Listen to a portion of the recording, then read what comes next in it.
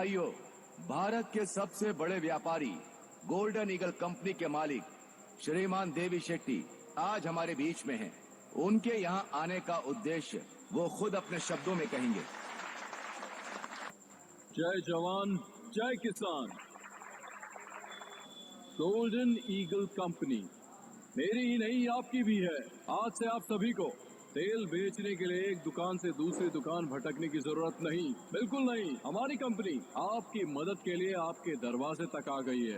इस काम के लिए मैं आपकी सोसाइटी को 10 करोड़ रुपए एडवांस दूंगा।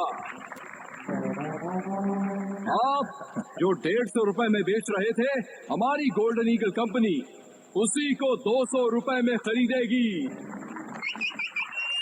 किसी को कुछ पूछना है? आपके मन में जो सवाल है उसे पूछ सकते हैं। ओए, भगवान हम सबकी इच्छाएं पूरी कर रहा है तो फिर पूछने की क्या जरूरत? हम सब लोग तैयार हैं, क्या बोलते हो?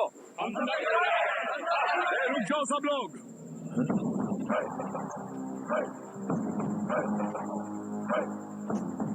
ओह, नंदी ब्रांड। आप यहाँ खरीदने के लिए आए हैं, बेचने के लिए? खरीदने के लिए आए हैं। खरीद कर क्या करोगे? ऑफ कोर्स बेचेंगे इसे। ओहो, यहाँ बैठे सभी लोग मालिक की हैसियत से आए, पर मुझे तुम्हारे मालिक होने पर शक है। तू ओनर नहीं लगता, ब्रोकर लगता है। ये क्या कृष्णा, तेल कंपनी के मालिक को ब्रोकर कैसे कह सकते हो? महेश भाई, आप मूंगफली खरीदते हो और उसका तेल निकालकर दुकान पर बेचते हो। लोग उसे खरीदते हैं। तुम एक मालिक हो ये सब जानते हैं, लेकिन इस आदमी ने तो कुछ किया ही नहीं। हमसे खरीदेगा और किसी और को बेचेगा। तो जो बीच में आकर हमारी बिक्री को बढ़ा देता है उसे हम क्या कहते हैं?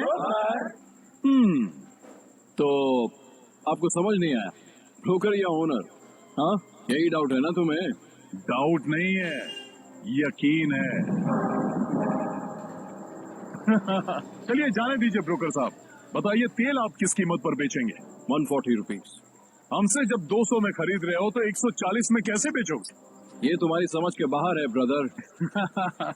वही तो हम जानना चाहते हैं ब्रदर, कि इतने बड़े नुकसान में क्या फायदा है तुम्हारा? 60 रुपए का नुकसान, यही छोटी सी बात तो हमारे पल्ले नहीं पड़ रही है ब्रदर। 8 सालों से इंडिया में ऑयल के बिजनेस में मेरा ब्रांड टॉप पर है, मुझे कभी भी नुकसान नहीं हुआ। चलो अच्छी बात है, लेकिन हमसे तेल खरीदने के बाद उसे हमारे ब्रांड के नाम से बेचोगे ना? वो इम्पॉसिबल है। ब्रांड तो सिर्फ मेरा ही होगा, द गोल्डन ईगल कंपनी, इसी नाम से तेल बिकेगा। इसका मतलब हमारे ब्रांड का बिस्तरा गुल कर ये दोगे। क्या कृष्णा, ऐसे तो हमारे सारे ब्रांड खत्म हो जाएंगे। इतना ही नहीं काका, उसके बाद आप मालिक नहीं नौकर बन जाएंगे। क्या मतलब? पदमपुर पप्पू गोंडा का पोता परमेश्वरी अब अपने ही तेल का मालिक नहीं होगा? ये आपका ब्रोकर और आप सप्लायर। गोल्डन ईगल कंपनी के सिर्फ एक सप्लायर होंगे। ओए, हम जैसे लोगों को तेल बेचते हैं ना, वैसे ही ये भी हमारा वही तेल ज्यादा कीमत पर खरीद कर लोगों को बेच रहा है। तो इसमें हमको नुकसान क्या हो रहा है? फायदा ही तो है ना। परफेक्ट, बिल्कुल सही बात बोल रहा है ये, पर इसे ये बात समझ में नहीं आ रही है। तुझे प्रॉब्लम क्या है मेरे दोस्त? इसमें हमारा नुकसान ही क्या है कृष्णा? नुकसान?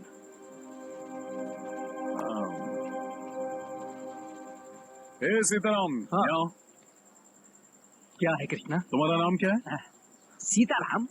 पूरा नाम बताओ। सिल्क सीताराम पूरा नाम। सिल्क सीताराम का मतलब? लगभग 30 साल पहले इस गांव में हमारी एक बड़ी दुकान थी, सिल्क साड़ी की दुकान। खानदानी व्यापार था, बहुत पैसा कमाते थे। घर पर ही बुनते थे और उसे ले जाकर अपनी दुकान में सजाकर बेच देते थे। फिर क्या हुआ? उस समय मैं लगभग 25 का रहा होऊंगा। मुंबई से एक बहुत बड़ी टेक्सटाइल कंपनी हमारे गांव में आई। उस टेक्सटाइल कंपनी वाले ने हमें कहा कि हम तुम्हें 20% ज्यादा फायदा देंगे। मेरा बाप लालची था, मान गया।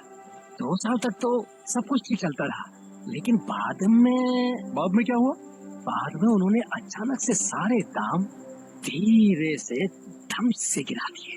वो दाम हमारे लिए कम था, हम सभी बर्बाद हो गए। मेरे बाप की दुकान बंद हो गई। पर दुकान बंद क्यों की? पूरे इलाके में सबसे ज्यादा नाम था तो दोबारा खोल सकते थे ना? हमारे पास जितने भी ग्राहक आते थे हम बॉम्बे कंपनी भेज देते थे, और वो लोग वापस हमारी दुकान पर क्यों आएंगे? हम लोग भारी कर्ज में दब गए। फिर उसके बाद मेरे पिता ने कर्जे की वजह से प्रॉपर्टी बेच दी, और एक दिन उन्होंने खुद को फांसी लगा ली। दूसरे दिन मेरी माँ ने सबके सबके खाने में जहर मिला के खिला दिया और खुद भी खा लिया। मेरे घर में 25 लोग थे, सभी मर गए, सिर्फ एक मैं बच गया ये दिन देखने के लिए। आज भी जिंदा रुमाल बेचने के लिए। रोते नहीं सीताराम, आज भी तुम अपनी इज्जत की रोटी खा रहे हो। कृष्णा भाई, जब कोई हमारी दुकान में खरीदारी करता था तो हम लोग उसे 2 रुमाल मुफ्त में दिया करते थे। हमने ये रुमाल कभी पैसा कमाने के लिए नहीं बेचा था, लेकिन आज यही रुमाल बेचकर अपना जीवन चला रहा और घुट घुट के बोल रहा हूँ, कृष्णा कॉटन, तेरी कॉटन रुमाल ले लो। आप लोग समझ गए होंगे कि मैं क्या समझाना चाहता था। मैं अपना ब्रांड नहीं बेचने वाला। नहीं, मैं भी नहीं बेचूंगा। मैं भी नहीं बेचूंगा, मैं भी नहीं बेचूंगा। अब मैं भी मरते दम तक अपने ब्रांड का मालिक रहूंगा। हम तैयार हैं। ए ब्रोकर, तू यहाँ से एक रुमाल भी नहीं ले जा पाएगा।